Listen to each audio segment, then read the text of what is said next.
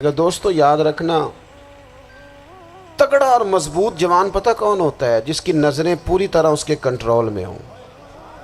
یہ علامت جوانی ہے۔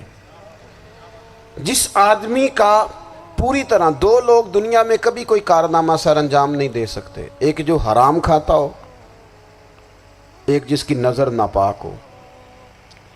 محمد بن قاسم جب یہاں آئے تھے نا، تو ایک دن بڑے پریشان تھے، تو ایک بزرگ کہنے لگے آپ کیوں پریشان ہیں؟ کہنے لگے راجہ دہر سے مقابلہ ہے اور ہماری فوج تو سندھ کے رستے بھی نہیں جانتی، زبان بھی نہیں جانتی، لڑیں گے کیسے؟ 2-4 دن کے بعد ان بزرگوں کی دوبارہ محمد بن قاسم سے ملاقات ہوئی تو بڑے خوش تھے۔ کہا اب آپ کیوں خوش ہیں؟ کہنے لگے وہ میرا مقابلہ نہیں کر سکتا، میں نے تحقیق کر لی ہے۔ کہا کیوں؟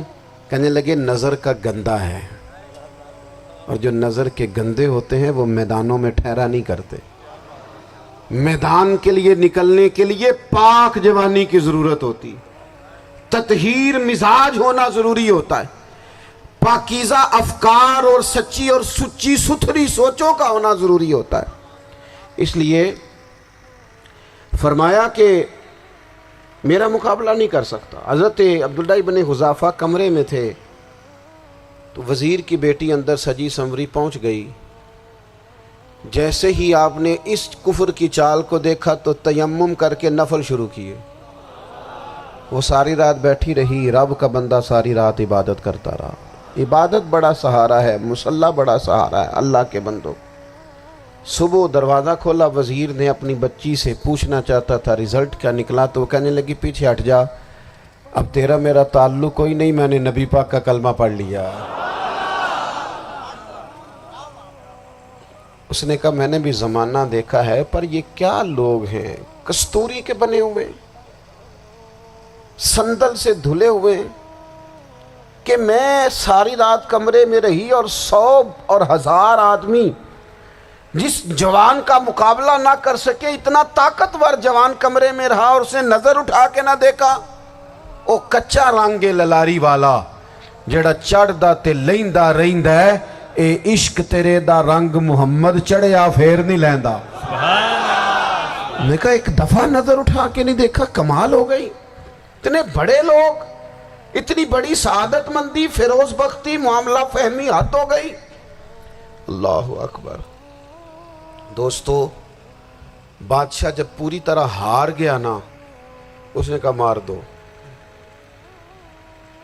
تیل گرم کیا ایک کڑاہی میں، اور جب آپ کو اس میں ڈالنے لگے تو آپ کی آنکھوں میں آنسو آ گئے۔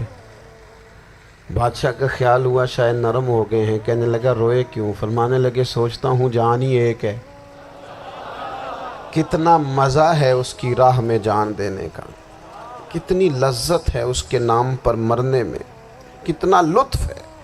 جے تو چڑھیا اتے دار بھی نہیں، تے جے تو وکیا عشق بازار بھی نہیں، تے ایڈا سستا سودا پیار بھی نہیں، تے ایڈا سستا لبدا یار بھی نہیں۔ کئی جنگل گانے پیندے نہیں، کئی دوزخ لنگنے پیندے نہیں، جے وہ اس ملوں بھی مل جاوے، ایدوں سستا ہور بپار بھی نہیں۔ تے کچھ سمجھ نہ آوے لوکاں نوں وہ کادے نال شہید کرے، ڈٹھی یار دے ہاتھ تلوار بھی نہیں، پر او دا خالی جاندہ وار بھی نہیں۔ کہنے لگے ایک جان ہے نا، تو دل کرتا ہے ہزاروں ہوتی تو ایک ایک کر کے محبوب کے نام پہ قربان کرتا، جب میرے پاس ہے ہی ایک، کروں کیا؟ حضرت عبداللہ ابن حذافہ رضی اللہ تعالیٰ عنہ جب روئے اور بادشاہ نے یہ بات سنی، تو بادشاہ اٹھ کے کھڑا ہو گیا، سارے وزیروں مشیروں کو کہنے لگا تم نے کہا تھا نا بندہ ضائع کرنے والا نہیں، یہ بھی ضائع کرنے والا نہیں۔ کہنے لگا میرا ماتھا چومو، تم جیسے لوگوں کو قتل نہیں کرنا چاہیے، آزاد کرنا چاہیے۔ عزیز اپنی زندگی سے نا یہ بہت زیادہ ہرس، ہوس، طمع، اور یہ کسی بات کی بھی ہو، ہرس صرف پیسوں کی نہیں ہوتی ہے، شہرت کی بھی ہوتی ہے، یہ بیماری انسان کو اقتدار کی بھی ہوتی ہے، تعریف کی بھی بیماری ہوتی ہے، یہ سارے نقص ہوتے ہیں لوگوں کو، اور معاذ اللہ بعض جبوں کبوں کے اندر بھی ہوتے ہیں، وہاں بھی پنپتے ہیں۔ اپنی زندگی جب تک اس سادگی میں نہیں لاؤ گے جو رسول پاک نے عطا فرمائی ہے، جب لوگ آسانیوں میں پوری طرح الجھ گئے تو پھر وہ دور ہوئے اور کفر چڑھ گیا۔ دوسری بات، اللہ کے محبوب صلی اللہ تعالی علیہ وسلم کی محبت ہم سے تقاضا کرتی ہے کہ ہم اس مشن کے لیے کام کریں جس مشن کے لیے رسول پاک نے کام فرمایا ہے۔ ہم سارے کام بڑے مضبوطی سے، سوچ سمجھ کے، تدبر سے، حکمت سے، تقاضوں کو مد نظر رکھتے ہوئے کرتے ہیں سارے کام۔ دین کے کام میں ہمارا مزاج نہیں ہوتا، او ہو جائے گا جی، آپ بسم اللہ پڑھیں جی، شروع کریں جی۔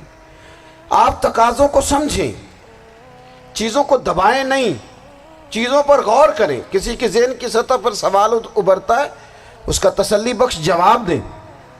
اپنی زندگی میں دین کے کام کے لیے اپنے آپ کو وقف کریں، اور دین کے کام کے بہت سارے پہلو ہیں۔ ہزاروں لوگوں کو قرآن پاک ٹھیک پڑھنا نہیں آتا، ہزارہا لوگ ہیں جو قرآن مجید کے مطالب سے آگاہ نہیں ہیں، دین کی بنیادی ضروریات سے لوگ نابلد ہیں۔ میں آپ کو کس طرح یہ بات سمجھاؤں کہ ہزاروں کی تعداد میں طلاقیں اس لیے ہوتی ہیں کہ مردوں کو طلاق کے مسئلے نہیں آتے، انہیں پتہ نہیں ہے کہ مجھے حقوق زوجین کے معاملے میں کیسے چلنا۔ ڈھیر سارے گھروں میں تباہی اس لیے ہے کہ تربیت اولاد کا دینی منہج ہمیں نہیں پتا۔ اپنا حصہ ملائیں دین کے کام میں۔ ایک آدمی کو اگر تو نمازی کرنے میں کامیاب ہو گیا، تیری زندگی بدل گئی۔ وہ دین بیزار لوگ جو ہمارے بیچ بیٹھ کے ہماری نوجوان نسل کو پگڑی اور داڑھی کا نام لے کے بنیادی طور پر دین سے دور کرتے، ایسے نوجوانوں کو دین کا پیغام محبت دے کر دین کے قریب کرنا ہماری ڈیوٹیوں کا حصہ ہے۔ ہمیں ذمہ داری کا احساس کرنا پڑے گا، ہمیں یہ خاص قدم اٹھانا پڑے گا، توجہ دینی پڑے گی۔ مساجد، مدارس، میں آپ سے عرض کروں، اتنی ڈٹ کے مخالفت ہوتی ہے نا مدرسوں کی، اتنی ڈٹ کے۔ میں ادارہ چلاتا ہوں، اس کے چلانے میں جو مشکلات ہیں وہ تو ہم بتا نہیں سکتے آپ کو، اس لیے کہ میری قوم، میرا اس قوم سے تعلق ہے جو نعت خواں امیر کرنا چاہتی ہے، مدرسے نہیں۔ ہاں، نقیب خطیب پیدا کرنا چاہتی ہے، شعر و شاعری کی زندگی کو پروان چڑھانا چاہتی ہے۔ فقط ہمارا ان لوگوں سے تعلق ہے جو لاکھوں کروڑوں روپیہ محافل پہ لگائیں گے، اور قاری صاحب بیچارے اگر مسجد کا کوئی ہونے والا کام کسی وقت بتا دیں گے تو وہ بڑی مشکل آ جائے گی ان کے لیے۔ یہ کیسے ہو سکتا ہے، آپ نے یہ ڈیوٹی بتا دی۔ مدارس، اور جتنا اہم رول دین کو پھیلانے میں مدارس اسلامیہ کا ہے، اتنی زبردست، لوگوں کا خیال ہوتا ہے میری طرح کے لوگ شاید کام کرتے ہیں، ڈیوٹی کرتے ہیں۔ یہ 10-15 لوگ آپ کو نظر آتے ہیں جو آپ کو کہیں میڈیا پر یا ادھر ادھر ڈیوٹی کرتے، مخلص لوگ اپنی جگہ پہ، وہ بھی بڑا ہی کام کر رہے ہیں، جو میڈیا پہ آ کے بھی اخلاص سے اور درد دل سے کو دین کی، ان کی بھی کسی بات کی حوصلہ شکنی نہیں۔ لیکن ہزارہا اساتذہ جو مدارس میں بیٹھ کے پڑھاتے ہیں، جنہوں نے وہ سارے لوگ تیار، آپ سمجھ نہیں سکتے کتنا بڑا کام۔